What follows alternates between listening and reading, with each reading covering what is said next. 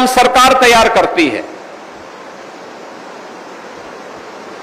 सरकार की मर्जी सहयोग करे न करे यह भी सरकार तय करती है, लेकिन बिना सरकार के सहायता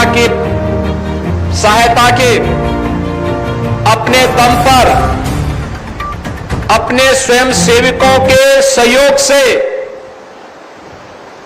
भारतीयता के प्रति अनुराग रखने वाले उन भारत के नागरिकों के माध्यम से सरस्वती शिशु मंदिर ने इस कार्यक्रम को आगे बढ़ाया। जब पक्की बाग में गोरखपुर में पहला सरस्वती शिशु मंदिर स्थापित हुआ था तो उसमें छात्रों की संख्या थी मात्र 5 से प्रारंभ होता है और आज 12,000 से अधिक तो केवल सरस्वती शिशु मंदिर के अपने स्वयं के विद्यालय ही हैं। इतने बड़े पैमाने पर पूरे अखिल भारतीय स्तर पर उत्तर से दक्षिण तक, पूरब से पश्चिम तक ये वे संस्थान हैं जो पूरी प्रतिबद्धता के साथ, कौन सरकार रहे कौन न रहे, पाठ्यक्रम सरकारें क्या दे रही हैं इसकी परवाह किए बगैर बच्चों के अंदर भारत और भारतीयता के प्रति एक नागरिक के रूप में उन कर्तव्यों का बोध कराने के लिए, भारत को सुयोग्य नागरिक बनाने के लिए अपने इस राष्ट्रीय दायित्व का ईमानदारी पूर्वक निर्वहन कर पा रहा है।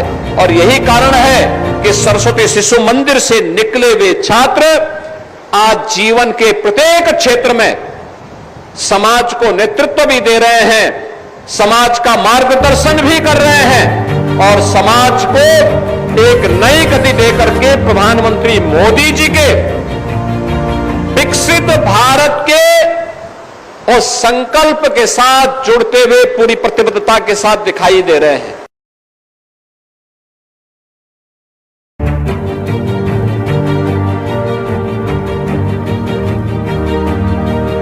याद रखना, कोई भी देश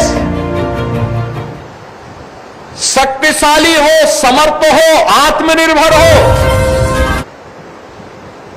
इसकी शुरुआत होती है शिक्षा से। दुनिया के अंदर जब समृद्धि की चर्चा होती है और उनके द्वारा जो पैरामीटर तय होते हैं, उस पैरामीटर में सबसे पहला पैरामीटर आता है शिक्षा। शिक्षा कैसे होनी चाहिए, शिक्षा के पीछे का उद्देश्य क्या होना चाहिए। शिक्षा के बाद फिर स्वास्थ्य को प्राथमिकता दी जाती है, स्वास्थ्य के बाद कृषि और जल संसाधन को प्राथमिकता दी जाती है।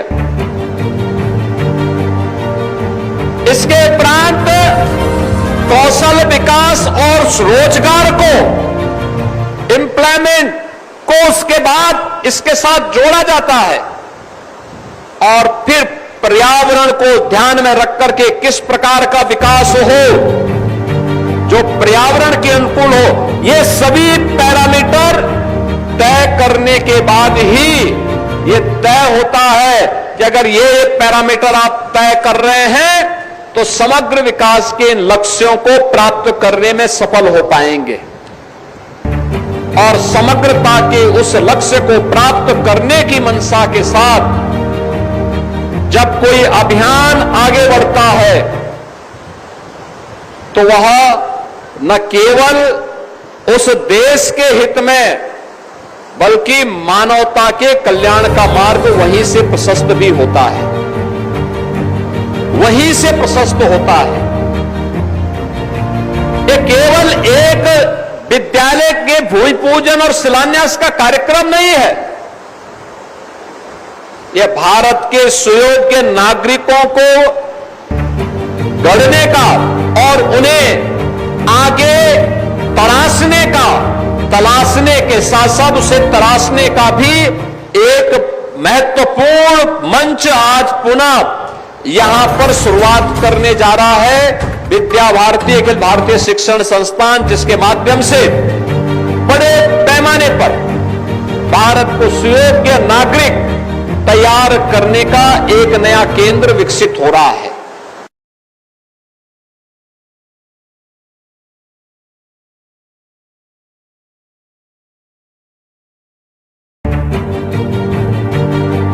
प्रधानमंत्री मोदी जी ने देशवासियों के सामने 25 वर्ष की एक रूपरेखा 2022 में तय की थी। उन्होंने कहा था भारत को विकसित भारत बनाना है, लेकिन विकसित भारत कब बनेगा? उन्होंने कहा था विकसित भारत तब बनेगा जब भारत इन पंच प्राणों को अपने जीवन का हिस्सा बनाएगा। कौन से पंच प्रण? उन्होंने कहा कि हमें अपनी विरासत का सम्मान करना होगा। देखिए, विरासत का सम्मान क्या? हमें अपने पूर्वजों और अपनी परंपराओं पर गौरव की अनुभूति करनी होगी, उन्हें मजबूत करना होगा, उन्हें अपने जीवन का हिस्सा बनाना होगा। और उसी की कड़ी थी जब आपने देखा होगा पूर्वजों ने एक संकल्प लिया था, एक देश में 2 विधान, 2 निशान और 2 प्रधान नहीं चलेंगे का ये घोष 1953 में डॉक्टर श्यामा प्रसाद मुखर्जी ने की थी। और कश्मीर में शेष भारत का कानून लागू हो, इसके लिए उन्होंने जब संघनाद किया था, इसके लिए उन्हें बलिदान देना पड़ा था।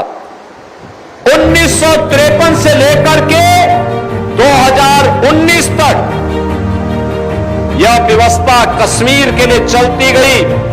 कश्मीर में धारा 370 1952 में कांग्रेस ने बाबा साहब भीमराव अंबेडकर के न चाहने के बावजूद जबरन लागू किया, लेकिन डॉक्टर श्यामा प्रसाद मुखर्जी के इस संकल्प को साकार किया। एक देश में 2 प्रधान, 2 निशान, 2 विधान नहीं चलेंगे, यह साकार किया प्रधानमंत्री मोदी जी ने जब कश्मीर में धारा 370 को समाप्त करके कश्मीर से आतंकवाद और किसी भी प्रकार के भारत विरोधी गतिविधियों की सभी प्रकार की उनकी गतिविधियों और साजिशों को एक झटके में समाप्त करके कश्मीर को भारत के कानून के साथ जोड़ने का काम किया। विरासत का सम्मान क्या? यही है जो आपने देखा होगा, 500 वर्षों का इंतजार जब समाप्त होता है, अयोध्या में रामलला का भव्य मंदिर का निर्माण होता है। विपक्षी दलों के लिए लगता था कि ये नहीं हो सकता, ये नहीं होना चाहिए, लेकिन संकल्प था राम भक्तों का और मर्यादा पुरुषोत्तम प्रभु श्री राम भारत के आदर्श हैं, भारतीयता के प्रतीक हैं। जब महर्षि वाल्मीकि ने नारद जी से पूछा कि मुझे कुछ लिखना है, ऐसा कौन सा आदर्श होगा जिसके बारे में मैं लिख सकूं, तो उस समय महर्षि वाल्मीकि को नारद जी ने यही कहा कि भाई ये देश के अंदर, वर्तमान में दुनिया के अंदर, इस धरती में एक ही चरित्र है जिस पर लिखा जा सकता है, और वह चरित्र राम का है, श्री राम पर लिखो। और उन्होंने उस समय क्या लिखा, कहां से शुरुआत की? उन्होंने एक शुरुआत की, रामो विग्रहवान धर्म, यानी राम स्वयं में धर्म है। धर्म के जो गुण हैं वे राम में साक्षात हैं, और वहीं पर रामायण जैसा दुनिया का सर्वश्रेष्ठ महाकाव्य महर्षि वाल्मीकि ने हमें दिया। हमें महर्षि वाल्मीकि की विरासत पर गौरव की अनुभूति है, हमें प्रभु राम की विरासत पर गौरव की अनुभूति है। हमें लीलाधारी श्री कृष्ण की परंपरा पर गौरव की अनुभूति है। हमने भारत के उन महापुरुषों के लिए, जिन्होंने भारत के लिए योगदान दिया, भारतीयता के लिए अपना बलिदान दिया, देश की आजादी के लिए और स्वतंत्र भारत में भारत की सीमाओं की रक्षा करते हुए जिन्होंने अपने आप को बलिदान कर दिया, वे सभी हमारे लिए आदर्श हैं। उन सबका सम्मान करना और उनकी विरासत का संरक्षण करना, ये हर भारतीय का दायित्व है। प्रधानमंत्री जी ने इस विरासत के सम्मान करने के साथ हर भारतीय को जोड़ने की बात की।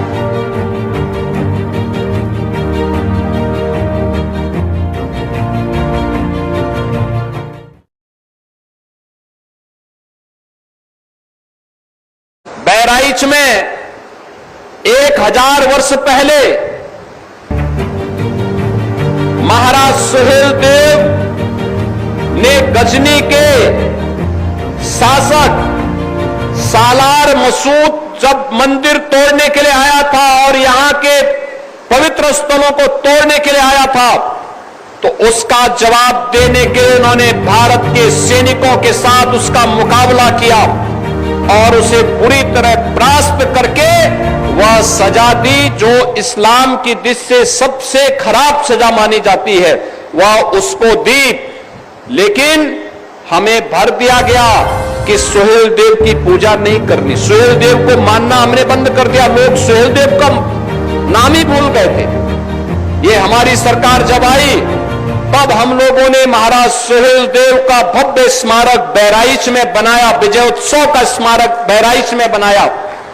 और यही नहीं, आजमगढ़ में महाराज सुहेलदेव के नाम पर एक विश्वविद्यालय का निर्माण भी कराया गया, क्योंकि वे हमारे पूर्वज हैं, वे हमारे आदर्श हैं। उन्होंने संकट के समय भारत और भारतीयता को बचाने के लिए अपना योगदान किया। लेकिन गुलामी की मानसिकता इस कदर हम पर छा गई, हम सालार मसूद को तो जगह जगह पूछने लग गए, लेकिन सुहेलदेव को यह समाज विस्मृत कर दिया। और इसीलिए गुलामी के अंशों को समाप्त करना, विदेशी वस्तुओं को से अपने को दूर करना, और इसी के लिए प्रधानमंत्री जी ने कहा वोकल फॉर लोकल, स्वदेशी वस्तुओं के प्रति मेड इन इंडिया को प्राथमिकता देना।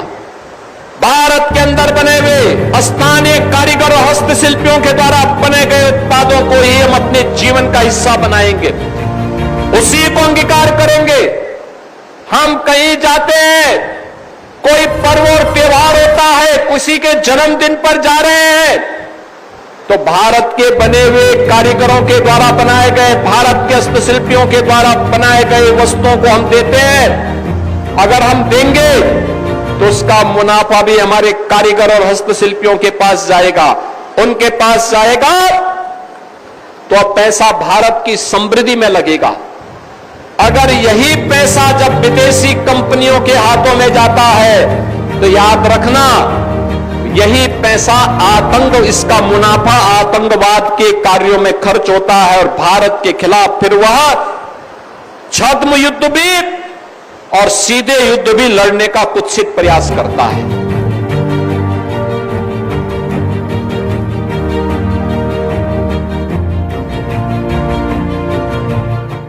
यह देश गुलाम इसलिए हुआ क्योंकि हम आपस में बटे थे, जाति के नाम पर, क्षेत्र के नाम पर, भाषा के नाम पर विदेशी आक्रांत आते थे, लूटते थे। हम लोग मौन इसलिए रहते थे क्योंकि हमें लगता था आज उस पे हमला हो रहा है, हम सुरक्षित हैं।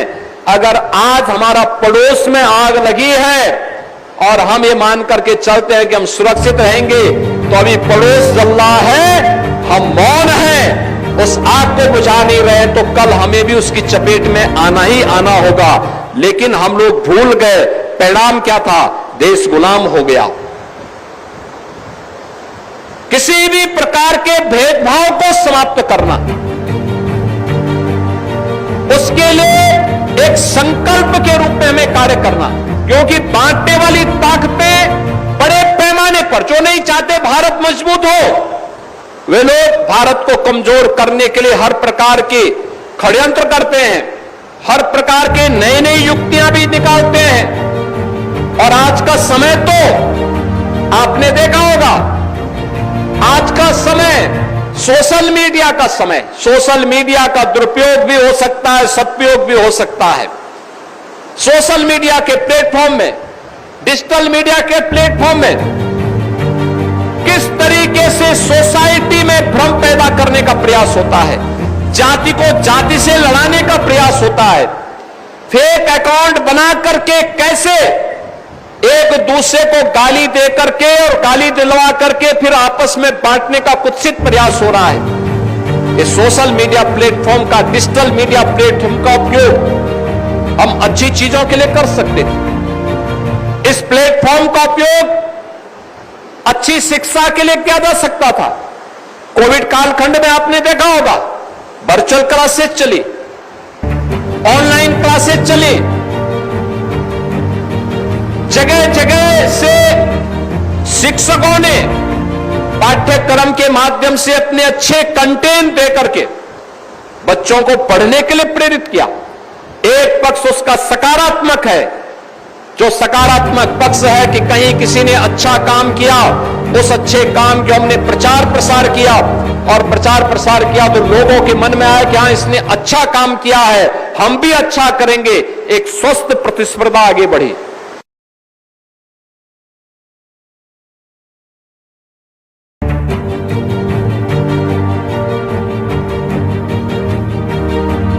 याद करिए गुलामी के कालखंड के दौरान जब ये देश भारत और भारतीयता की विस्मृति के दौर से गुजर रहा था, गुलामी के कालखंड से गुजर रहा था, तब शिकागो की धर्म सभा में इसी परंपरा में पैदा हुआ एक सन्यासी दुनिया के सभी धर्म गुरुओं के सामने इस बात का उद्घोष करता है कि मैं भारत की उस परंपरा से आया हूं जिसने सदैव मानवता के कल्याण का मार्ग प्रशस्त किया, और जो दुनिया के सामने इस बात की उद्घोषणा भी करता है कि मुझे गर्व है कि मैं हिंदू हूं। तो स्वामी विवेकानंद, याद करिए, इसी परंपरा में तुम मुझे खून दो मैं तुम्हें आजादी दूंगा का उद्घोष करने वाले नेताजी सुभाष चंद्र बोस पैदा हुए। यानी कलम का ही नहीं, तलवार की भी पूजा की है, और दोनों के समन्वय से ही समाज और राष्ट्र की व्यवस्था चलती है। याद करिए, स्वतंत्र भारत में भारत का संविधान कैसे बनना चाहिए, उत्तर दक्षिण पूरब पश्चिम क्षेत्र, भाषा, जाति, मत, मजहब, इन सब को एक साथ एक मंच पर ला करके खड़ा कर ले। कोई नाम, तो नाम आया डॉक्टर राजेंद्र प्रसाद जी का।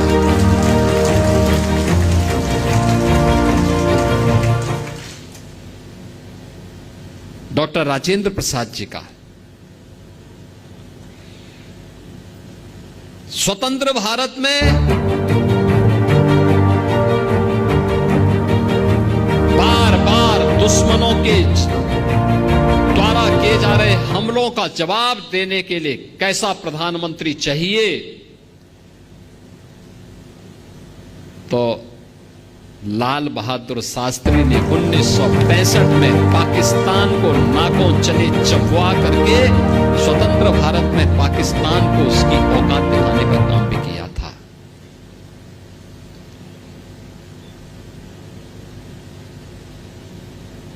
कौन कहता है कि कायस्थ समाज केवल अपने कारोबार तक ही सीमित है, केवल कलम तक ही सीमित है। 1975 में जब लोकतंत्र का गला घोंटने का काम किया था, तब जयप्रकाश नारायण जी आगे आए थे। क्रांति का संघनाद उन्होंने किया था। और जब लोग ये बोलते थे